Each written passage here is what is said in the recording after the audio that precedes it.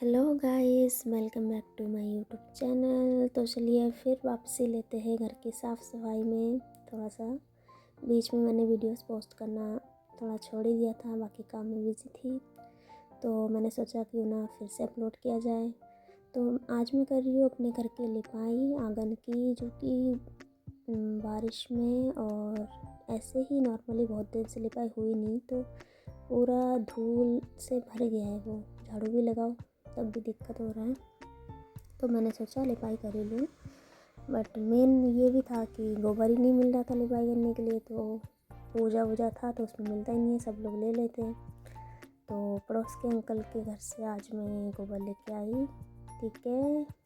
और वो 20-20 रुपये तसले के हिसाब से दे रहे हैं, बट मैं लेके आई, उन्होंने ज़्यादा करके दिखाए।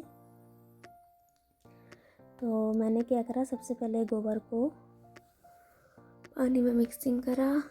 फिर मिक्सिंग करने के बाद मैंने लिपाई करना स्टार्ट करा। लिपाई करने में मज़ा भी आ रहा था, क्योंकि रेते टाइप का है ना, अब आंगन ऐसा हो चुका, तो इजीली जल्दी हो रहा था। तो मैंने फटाफट से अपना लिपाई स्टार्ट कराए। और उसके बाद बीच बीच में ऐसा हो रहा था कि जब पानी ख़त्म हो जा रहा था लिपाई वाला, तो भैया को मैं बोल रही थी कि टंकी ऑन कर दे, ऑफ कर दे, तो वो मेरी इतना हेल्प कर दे रहा था। बाकी गोबर लाने भी उसने मेरा हेल्प करा, और साथ साथ पानी चलाना कब बंद करना, इसमें भी वही हेल्प कर देता है।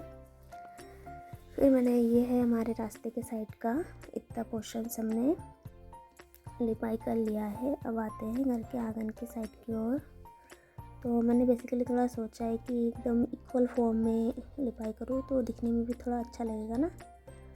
तो वहाँ से मैंने कर ली लाइनिंग करने के बाद एक पोर्शंस निकाला है। अब उसको मैं सीधी लाइन में ले जा रही हूँ। लिपाई करने का एक तरीका ये है कि आप लिपाई करो, उसके बाद आप लाइनिंग के हिसाब से उसके ऊपर फिर से झाड़ू से फिर से सही इक्वल फॉर्म में चलाओगे तो लाइनिंग आ जाती है, अच्छा खासा दिखता है।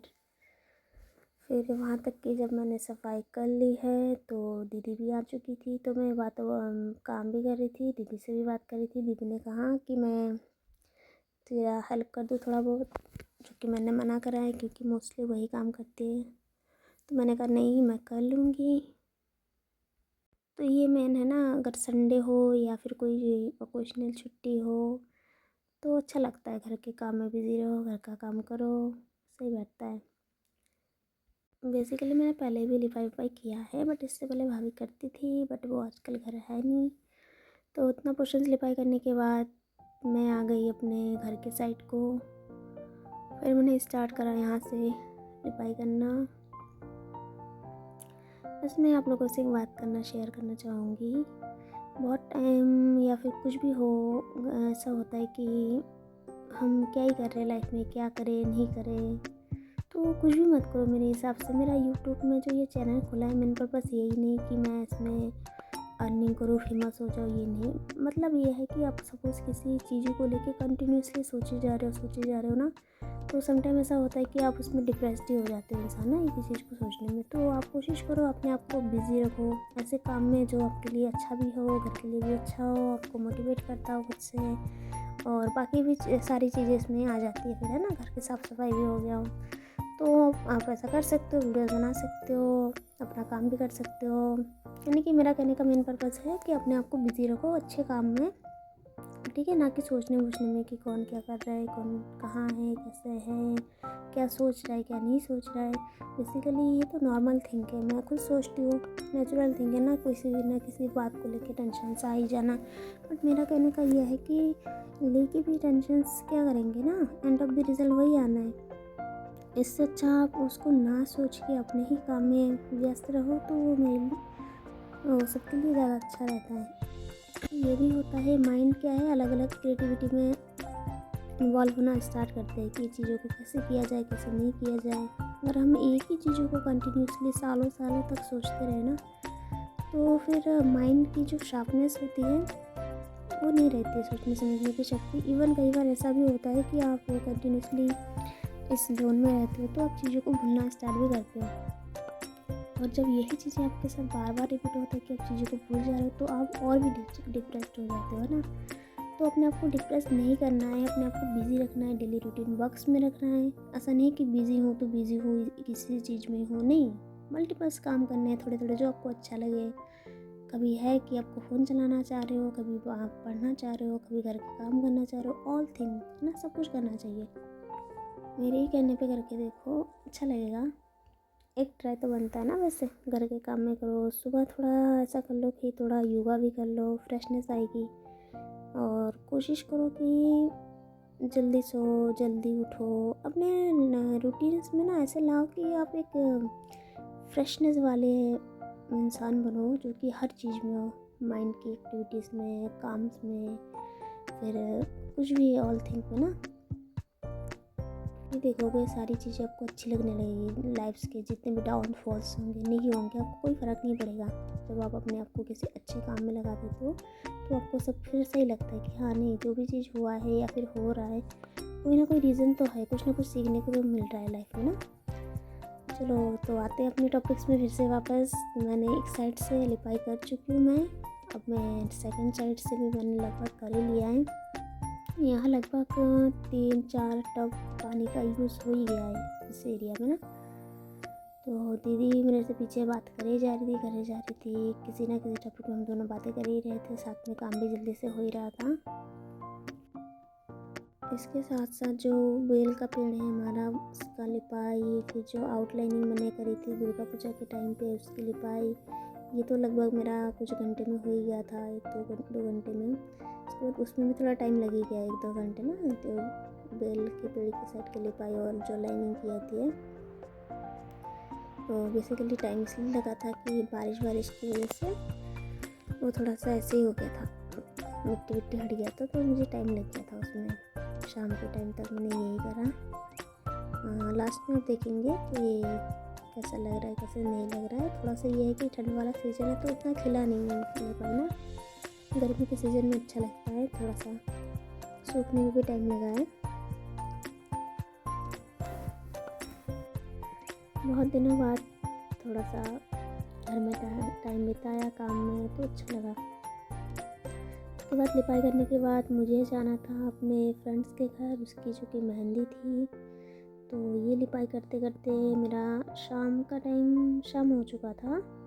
फिर मैंने नहाया वहाया, पूजा पाठ किए, थोड़ा सा खाने, दीदी ने बनाया था खाना, थोड़ा सा मैंने भी बनाया, हेल्प करा उसमें।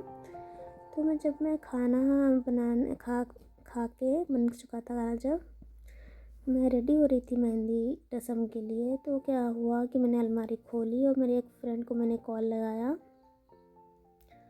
और उसके जस्ट साइड में, मतलब ऐसे फ़ोन को रख ही रही थी कि थोड़ा सा ऐसे हुआ कि बाद में देखा मैंने मेरे एक फ़ोन में डॉट्स सा आ गया है, और उसी को थोड़ा टेंशन था। फिर मैं गई नहीं जा रही थी, फिर उस कॉल करा उसको, फिर मैंने कहा चली लेती हूँ। तब तक मेरा वॉच भी गिर गया, वो भी क्रैक हो गया। फिर मैंने कहा यार कुछ ना कुछ तो होगा, कि चलो उसको बोल देती हूँ, समझा देती हूँ। नहीं जाते, कई बार ऐसा होता है ना, हम चीज़ें से हमारे साथ कुछ ऐसा घटना घटित होने वाला होता है जिसका संकेत हमें मिल जाता है, बट वो नेगलेक्ट करते हैं।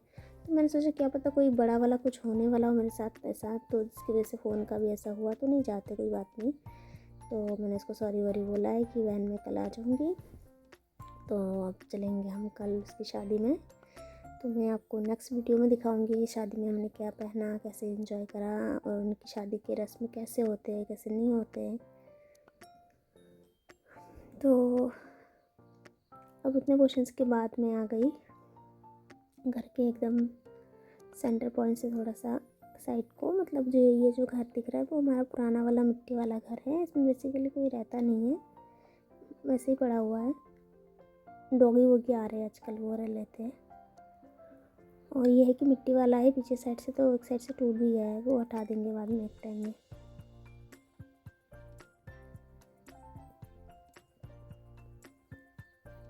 ये मेरे भांजा बीच में आके मेरे को थोड़ा गुस्सा दिला दिया इसने, मैंने भी उसको थोड़ा सुना ही दिया।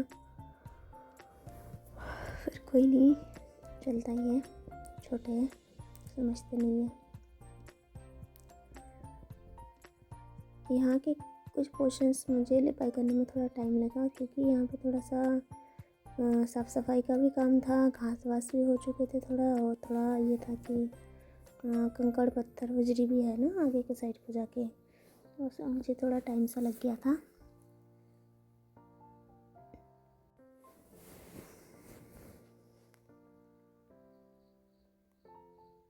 अब मैंने ये बाल्टी भर के जितने एक्स्ट्रा गोबर थे इसको हटा लिया। बाद में ये कि ये खप चुका है गोबर, मेरा थोड़ा सा रह गया था बस। ये वाले पोर्शंस का मैंने फिर लिपाई करा है। और जो ये लाइनिंग दिखी है आंगन के साइड से, इसको हम बंगाली में डोवा ओटा दोनों चीज़ बोलते हैं। तो ऑल ओवर जो फिनिशिंग आती है तो इसको जब पूरा करोगे तो अच्छा लगता है दिखने में। ओके बाय गाइस, तो टाटा। अब जब कंप्लीट हो जाएगा तो मैं आपको ये ओवरव्यू भी दिखा दूँगी। बाकी thanks for watching the video and मिलते हैं नेक्स्ट वीडियो में। Bye bye, Radhe Radhe. वैसे गाइस एक बात है, अगर आप चाहते हो कि मैं वीडियो में ऐसे नॉर्मली काम काज का बात ना करके बेसिकली अगर कुछ मोटिवेशनल बात शेयर करूँ जो सबके लिए अच्छा हो, सुनना चाहते हो किसी भी टॉपिक्स पे, तो आप कमेंट कर सकते हो। ठीक है, बाय बाय।